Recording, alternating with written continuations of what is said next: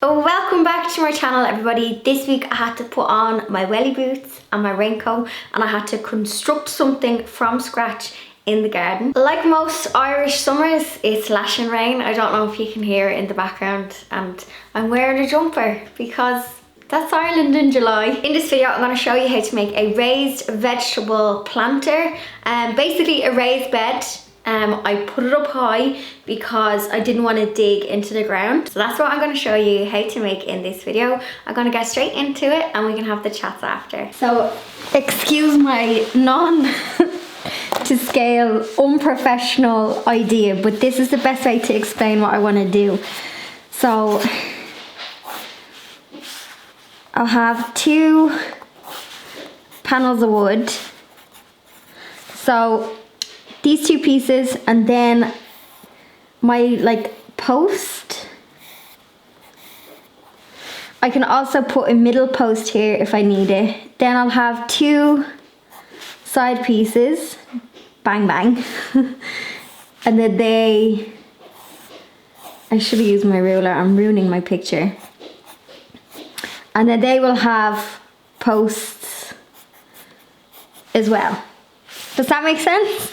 So I'm gonna cut all my pieces to size, and I'm gonna have 2 long pieces, 2 long back pieces, and they're gonna be stuck to posts on each corner, and then my side pieces. So essentially I'm making a box, and then I'm gonna put wire on the bottom.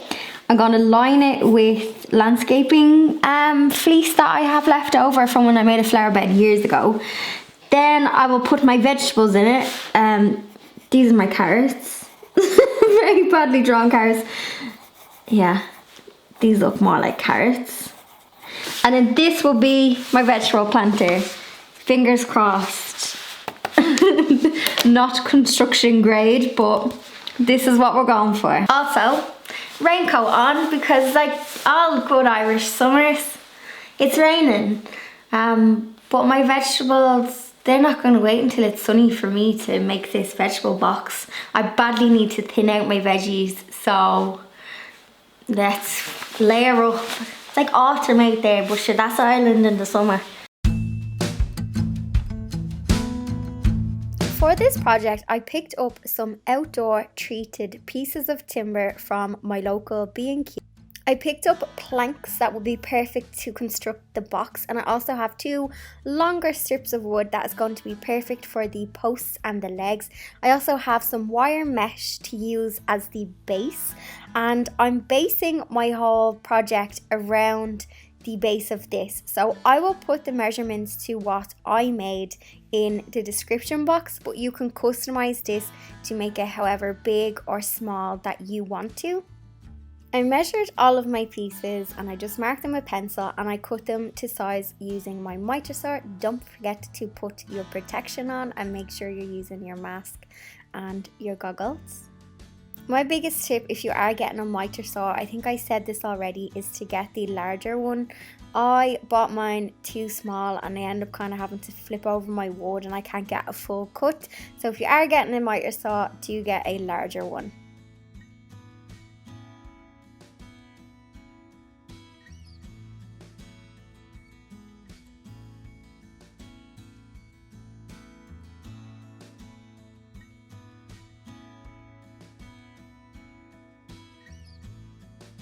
So here is one side of my box that I have just done, and I went with 3 posts because I'm thinking that the weight of this may be quite heavy when I add soil. So for extra support, I added in an extra leg. So I worked on the 2 side pieces and I'm simply drilling in each leg into the wood. I'm just using some deck screws to keep it in place, and I'm also just using my nail gun. Ideally it's not perfect to kind of be doing it on the grass, but I don't have a kind of woodworking table, so I had to kind of make do with what I had.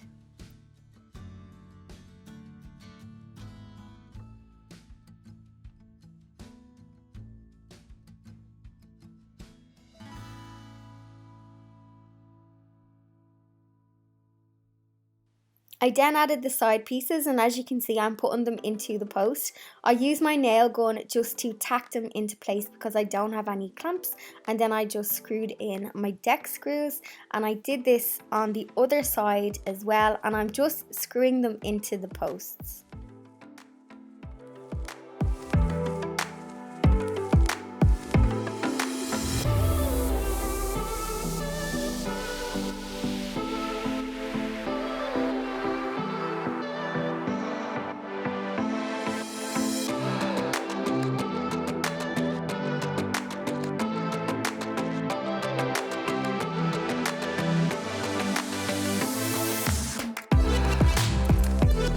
For the base, I am using a sheet of galvanized steel mesh sheet, is that what you would call it? So I initially tacked it in with some staples, however this wouldn't hold the weight, so I tacked it in and I trimmed it to size. I just used a wire cutter to trim around the legs, but then I added some metal plates and I drilled these plates on top just to hold and secure the mesh in, so I added one of these on each corner.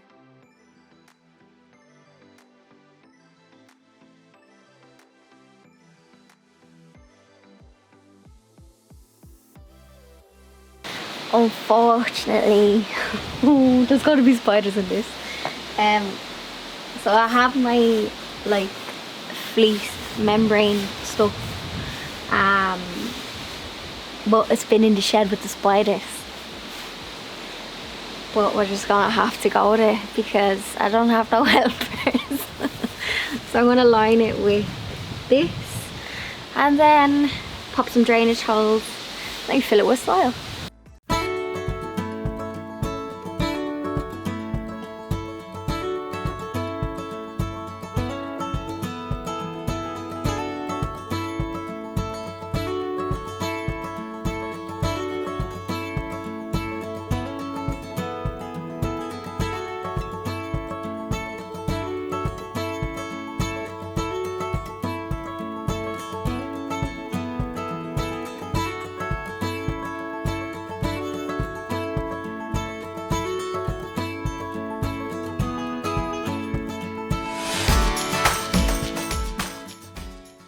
I made this raised box for my carrots. Now, carrots, this is what I've learned, they do not like to be moved. And I transplanted mine twice. So let's all say a prayer that my carrots are now happy in their new home and they grow. And I put the seedlings in too tightly, so I hope these guys grow, but I separated them, put them in, and I hope they have enough room. Here's my box. As you can see, it's just looking a bit wet from the rain. I am thinking of painting it, of course. So let me know what colour you think I should paint it.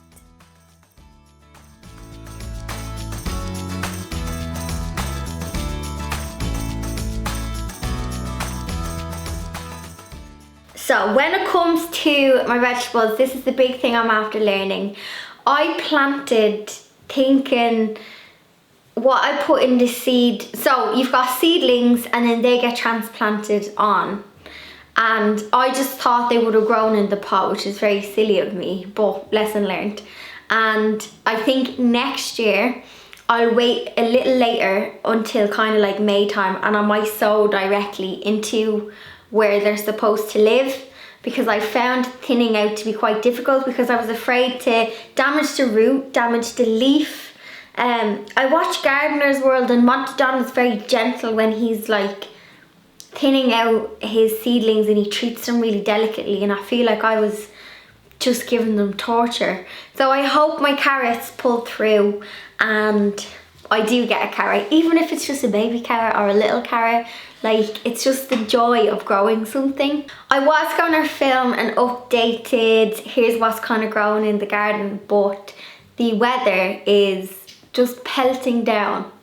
Even with my raincoat on today, it's that sort of heavy rain. But I did film a few bits on my Instagram.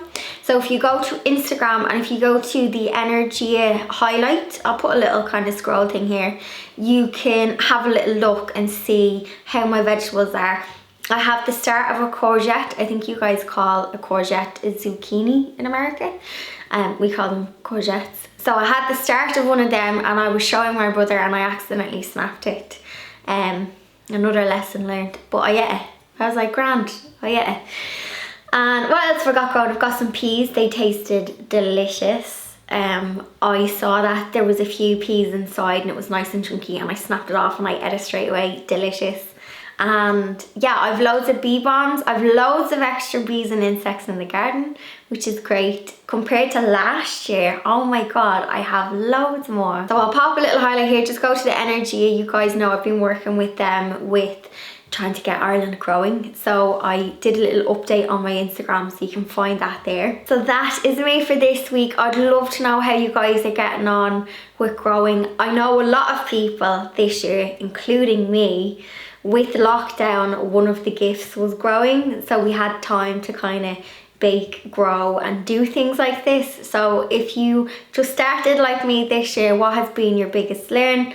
My biggest learn is thinning out seedlings and to follow the instructions on the packet and to not just sprinkle them willy-nilly.